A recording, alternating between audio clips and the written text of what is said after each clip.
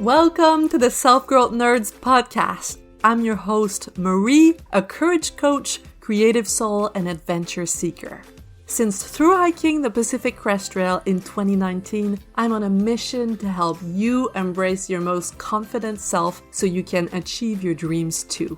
If you're eager for deep conversations, big questions, and meaningful connections, join me on the quest to discovering how we can create a more magical and memorable life. Hello nerds, how are you? I am good. Today I want to talk about making decisions, but before we jump in, I made a mistake last week. I told you that last year I'd made $125,000 of revenue in my business, but I made a mistake. I was looking at my numbers this week and realized I'd left an invoice out and made $130,000. That doesn't seem like much of a big difference, but it matters to me because I've worked so hard. So I wanted to mention that and also share with you that a part of me after last week's episode came out was kind of scared because although it's very important for me to talk about money openly, we are conditioned, especially if you've been socialized as a woman, we are conditioned to not talk about this stuff. So I was afraid that you would judge me, and maybe some of you have. And I think that's interesting to look at if you felt triggered by me talking about this, to ask yourself what that means about you. I'm going to give you an example. I had a client in the past when I was first starting out. I made a comment about how much revenue I had made. And she said to me, I don't like it when you talk about money because it makes me feel like I'm a token and you're just using me and your other clients to make money. And I thought that was interesting that she would think this way because, well, first of all, that never crossed my mind. I see my clients as fully conscious human beings, grown-ups, that make decisions about their life, that look at my services and think, okay, I think this can help me get to where I want to be, and so I'm going to hire her. Not just like unconscious minions that press on the buy button without any thought. But if that's the kind of thinking that you may have in a similar situation like that client did, ask yourself, where does that come from? And how might this show up in other aspects of my life? How does this thinking limit me? If you think that someone is using you, it means that somehow you think you are usable. I take full responsibility for every purchases that I make. And I know that sometimes I've been influenced by an advert or I had FOMO. So I buy a thing because I see my friend with that thing and I kind of want it too. And I, after the fact, realize, okay, I bought this thing out of FOMO, or I bought this thing because the label looked good. They did a good job with marketing. I didn't need it, but they did a really good job in marketing. I don't blame them. I don't blame them for manipulating me. I choose to take full responsibility and to look at what happened in my mind that led me to make this decision so that I can learn from this. Instead of putting it on someone else, giving away my power and telling myself the story that I'm not in charge. So anyway, if me talking about money triggers something in you, just get curious. Just ask yourself why that might be. Is it because you think you'd want to make more money as well, but you think you're not capable of it? I'd want to challenge that if I were you. Is it because you think it's wrong to want money? I'd challenge that as well. Some people pride themselves saying like, oh, I don't do it for the money. Money's not important to me. And that's okay. I don't have a problem with that if it's honest. But we also have to recognize that we live in a society where most of us actually need money to survive, right? I remember when I first started out, when I was giving an online course to help people prepare for the Pacific Crest Trail, I received a hateful comment of someone who said like, I do this for free all the time. Like, I'm gonna just ask someone to give me like a bottle of wine in exchange for a through hiking advice. And I'm like, yeah, I would do that as well. I would coach people for fun as well. But if there was no money involved, you can be certain that I wouldn't do as much coaching as I'm doing now. I'd do maybe 2-3 hours a week, and I'd spend all of my time reading, walking in nature, and learning. If money was not a thing, that's what I'd do. Anyone who's stuck in a job that they don't like is staying there for the money. I mean, in the society we live in, most of us have to do something for the money. So might as well do something that you love. I love my job. But let's be honest. If there was no money involved, if I didn't need to make a living, there'd be a lot more reading novels by the fire. And saying that you care about money doesn't mean that you don't care about humans. I think that's the misconception. If I say like, yeah, this is partly about the money for me, but it's also about the humans that I work with. I freaking love my clients and I love to watch them grow and live more fully. I love that. I can say, yes, money matters to me. I have a business after all. And my clients matter to me a great deal as well. They matter more, actually. These two things don't have to be opposites. Okay, let's jump into today's main topic, which is kind of related because in the last 2 weeks of December, I did a lot of consult calls with people that were interested to work with me one-on-one, and I observed their decision process on these calls, and I want to tell you about what I've seen so that you can take an honest look at yourself and investigate if you do that too. So how these calls usually go is that I sit down with these people and we talk about what's going wrong in their life right now, where their insatisfactions are, and what do they want to change. And then I ask them, how committed do you think you are to making that change happen? And most of them are going to say, oh, so committed, like it needs to happen now. But when comes the time to invest, when I tell them about the cost, their thinking changes. Let's say I'm just going to come up with an easy number, $3,000. When they learn that they're going to have to pay this cost, then it gets real, right? Oh, okay. If I pay this money, then I'm not fucking around. And it's kind of like you are paying to let go of your comfort. Because the patterns that you've been in, even though they might be making you miserable, they're comfortable. Our default patterns are comfortable. So you might not realize in the moment, but it's like, okay, I'm going to give this person this money to let go of like my safety blanket, basically. It's like an old decrepit safety blanket, but still it's comfortable. So there's that. And there's also, they right away go to the worst case scenario and think, what if it doesn't work? What if I cannot make that change and it doesn't work? Then $3,000 is going to be the cost of my failure. I'm going to fail. I'm going to be disappointed and I will have lost $3,000. And some of you, I might be thinking, but Marie, maybe they just don't have the money. Maybe they just don't have $3,000. And in some cases, that's true. But in many cases, when I ask them, if the results were guaranteed, how would you see the investment differently? Most of them say, oh, would be a no-brainer. Let me give you an example.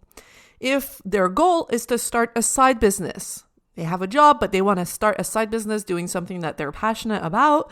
And I tell them, okay, let's say you start a side business while we're working together, and in the first year, you make $3,000 or more. Or let's say they have a job and they want to get a raise. And I tell them, let's say we get you a $3,000 raise at work in the next few months. How would you see the investment differently? And they all have the same kind of answer. Like, oh, it would be a no-brainer. Here's where I would find the money there. I'd take that money. So they do have the money, many of them, but they are making a decision with the potential failure in mind. They think, oh, well, I've tried something similar in the past and I haven't followed through, or I didn't have a good experience. I don't quite trust myself, or I don't quite trust the coach. And so they make a decision based on their past experiences or as a way to protect themselves from potential failure. And most of that happens unconsciously. What I'm going to hear or see on the surface is them telling me like, oh, it's not the right timing, or I need to wait, or I need to think about it longer, because they're afraid. And depending on their level of self-awareness, they don't necessarily know what they're afraid of, but most often from the questions that I ask, they're afraid that they're going to fail and that it's going to cost them that amount of money, or they're afraid to let go of that comfortable pattern of theirs. It's kind of like someone who wants to stop drinking, over drinking, or eating Oreos. Let's say someone eats a lot of Oreos. It's delicious, right? But they want to stop because they're eating too much. And I tell them like, okay, here's you got to pay me $1,000 and I'm going to help you stop drinking or stop eating Oreos. It's like, I want to, but I don't really want to. Part of me wants to give it up, but part of me just really loves my drinking, or really loves my delicious Oreos. So it's not being quite willing to let go of comfort because you don't trust what's on the other side. Because you're not willing to experience discomfort. Another helpful example that I can give you is when I just spoke with one of my clients who's just finishing my Brave and Bold coaching program. And what she was telling me is she wanted to leave a career that sounded so good on paper, a career that made her sound interesting. And she was worried that once she'd leave this career, that was like the first topic of conversation that she would go to when she met new people, that she would just be boring, that her life would not be interesting anymore. And that career was so ingrained in her identity, in making her sound like an interesting person, seem like an interesting person. And she told me I was hesitant to make the change because I didn't want to let go of that part of me, let go of that identity, being afraid that I would sound boring.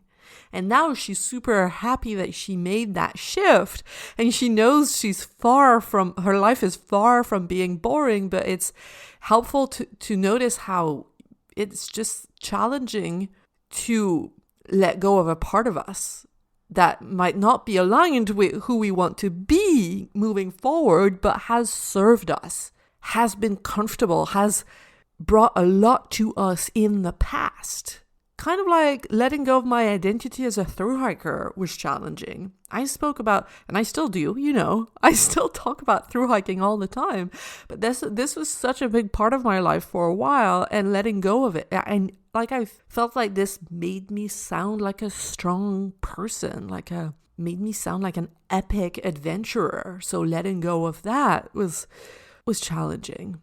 So far we've talked about 2 traps that you want to be mindful of when you're making decisions that you want to try not to fall into. So there's this one, not being willing to let go of an aspect of your life or your identity that's no longer aligned with who you want to be, but that's comfortable.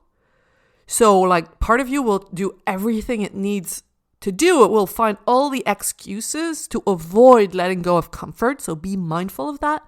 In what ways are you trying to hold on to something that's no longer serving you, but that brings you comfort? And the other one that we've discussed is making a decision with failure in mind, trying to avoid failure at all costs. So what you do when you think this way is you consider the worst case scenario that might happen.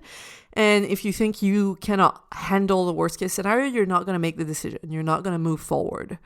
But what you often forget to consider is the best case scenario and how much the best case scenario is worth to you. And you have to keep in mind, if you don't open yourself up to the risk of failure, you do not open yourself up to the risk of success.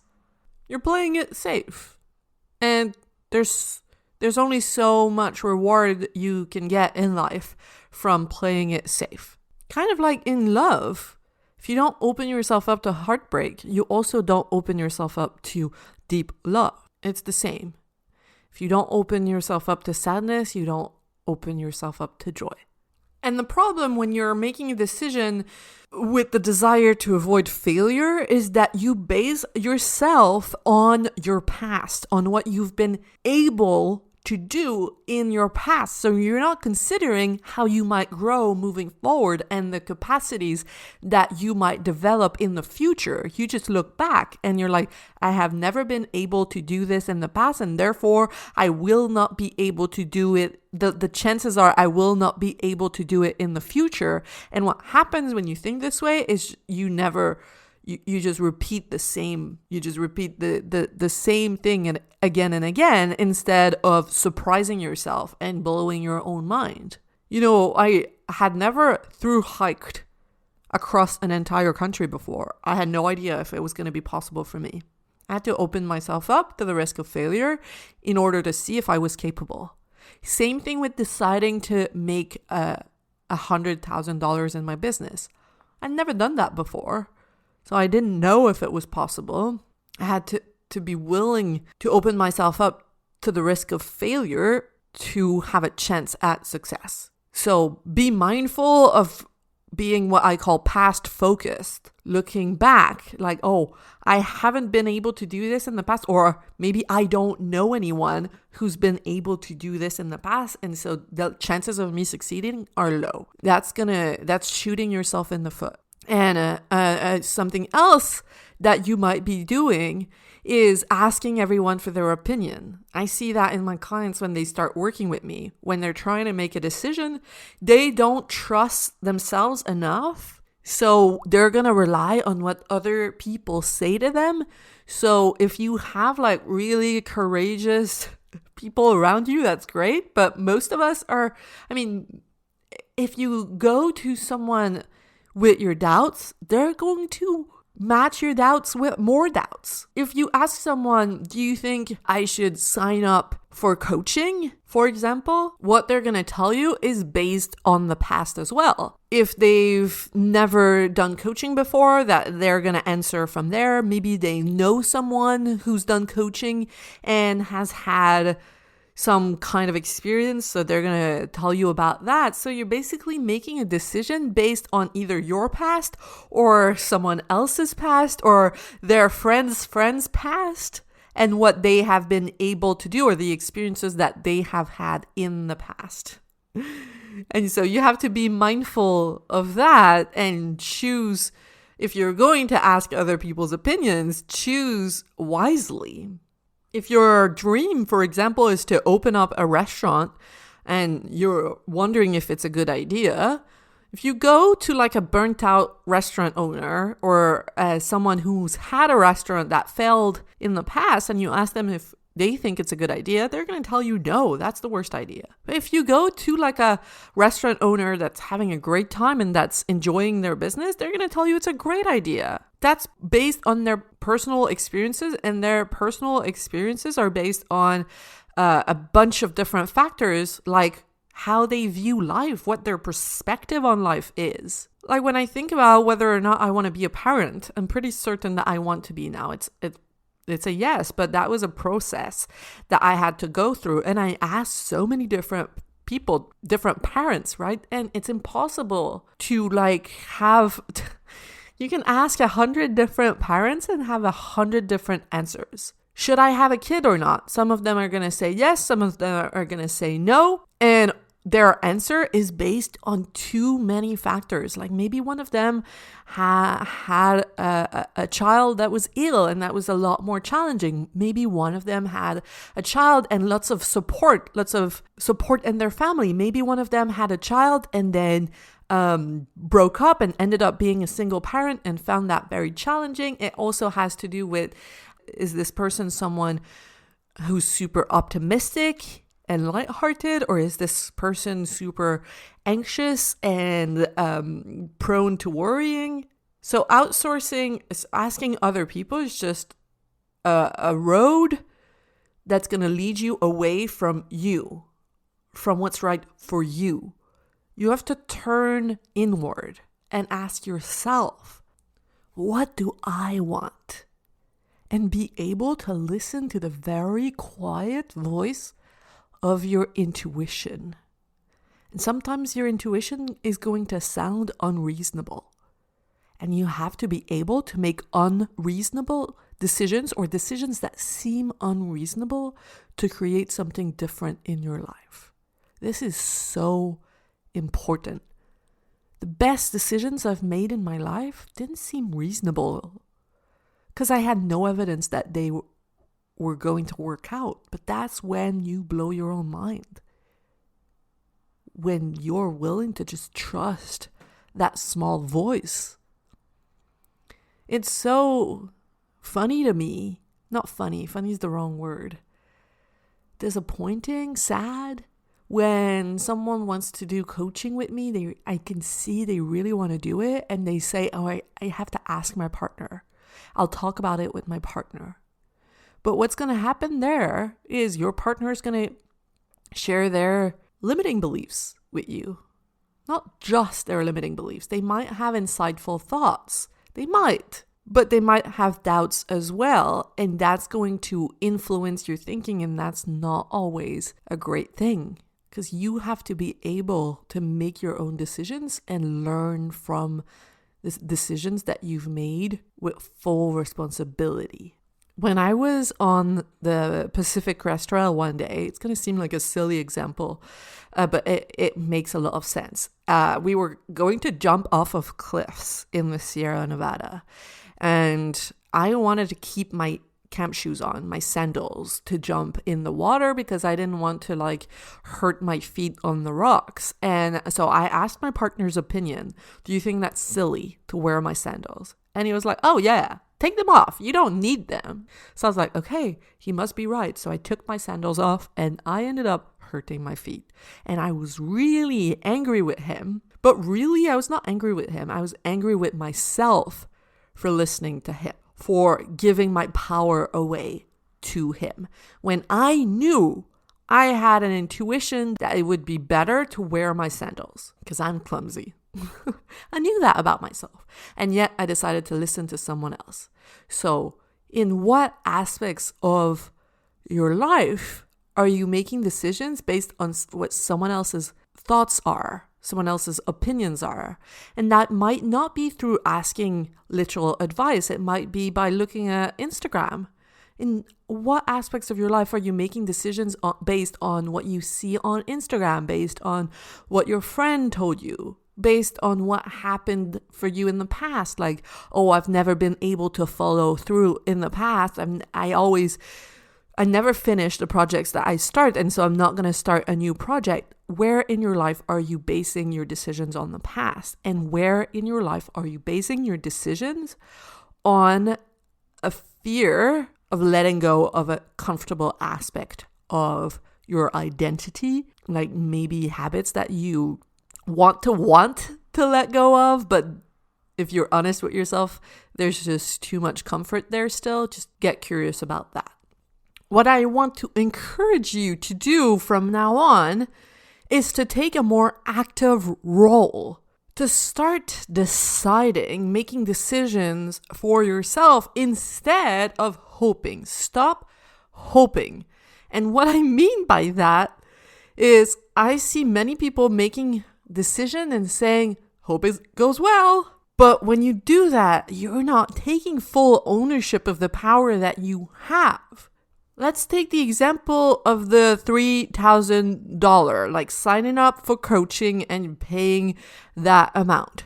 Instead of saying, well, hope it goes well, which puts all of the power away from you in the hands of the coach or the universe or whatever, you say, oh, I'm going to make it worth it.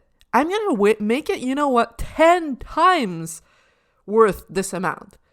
This is going to be worth $30,000 to me. I'm going to show up in a way where it's going to be so freaking valuable. And asking yourself like, okay, how do I need to show up for this decision to be worth it? For this decision, for this to happen? How do I need to show up to give myself the most chances of success? Also, like I met someone the other day that decided to become a freelancer. And And the way that they talked about it, they said, oh, I decided to go out on my own, become a freelancer. But, right now I only have one client, so I guess I can't really call myself a freelancer. This is the I hope it goes well mentality. Like, I decided that, but you didn't really decide that. You decided that, and then you're hoping for the universe to send you clients. Is that how it works?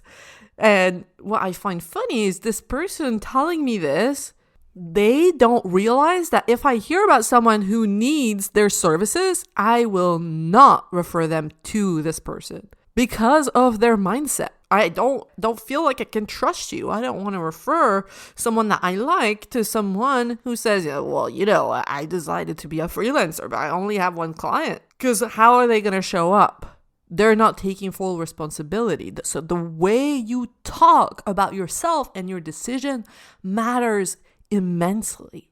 If they had said to me, okay, the circumstance being exactly the same, oh, I just started freelancing, I have a client, I'm looking for more clients, let me know if you know of anyone, I'd be like, oh my God, yes, awesome, I'll keep you in mind. And if I heard about someone who needed their services, I'd be like, oh yes, I know someone who's just starting out.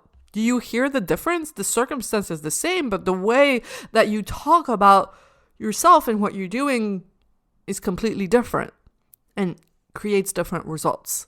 I also see that when people want to change careers, they're like, well, I want to try going into that other career, but I don't know, if I'm going to like it more. Hope it goes well.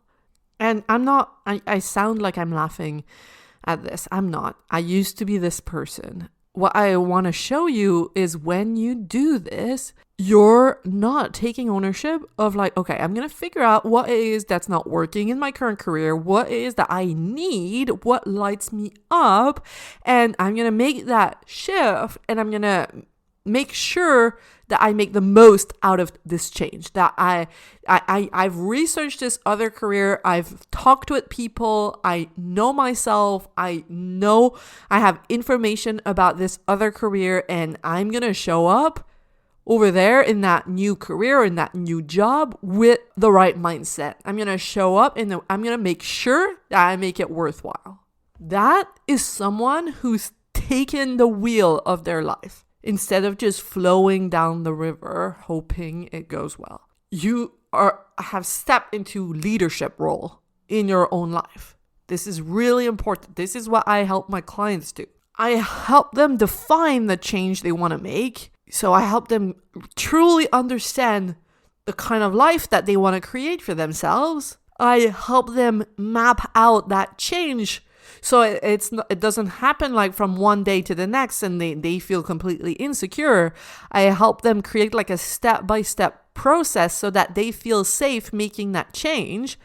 And then I help them feel confident to keep moving forward and overcome their insecurities, overcome like their attachment to what other people are thinking, overcome the idea that, oh, a career should look like this, a relationship should look like that, so that they can go full speed in the direction of creating a life that represents them and focusing on what really matters to them and being fully aware of what they're doing instead of just hoping. So yes, that is it for today. I want you to get curious about how you're making decisions in your life and make sure that you make them from a place of full ownership. And if you know that you need help with this, if you want to make a change but you're not too sure how, you want to figure out what that change looks like and what the steps are and build the confidence to do it without freaking out, then get on the Brave and Bold waitlist. Brave and Bold is my 6-month coaching program where you're in a group of people who are making transitions, who are the leaders of their own life, creating a life that they love, and we support each other in doing so. Not just support each other. We meet every week. I teach you tools to do this. I help you move through a step-by-step process.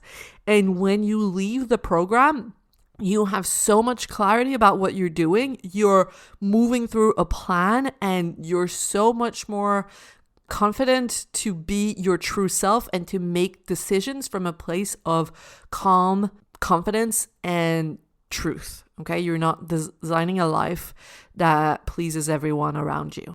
So go to selfgrowthnerds.com/waitlist and you'll be able to enter your name, your email address, and you'll be notified as soon as I open the doors to Brave and Bold again. Okay, so selfgrowthnerds.com/waitlist, and I'll let you know when we can get started. Okay, have a beautiful week, and I will talk to you next week. Bye. You just listened to the Self-Growth Nerds podcast. Make sure to subscribe and to find me on Instagram at Self-Growth Nerds. If you want individual help developing the confidence to create a more meaningful and exciting life, visit selfgrowthnerds.com today to learn how. Finally, I want to thank my friend Etienne Galano for editing this, and I want to thank you, kind-hearted souls, for growing into your truest, most courageous selves every day and making this world a better, more beautiful place. My name is Marie, and I will talk to you next week.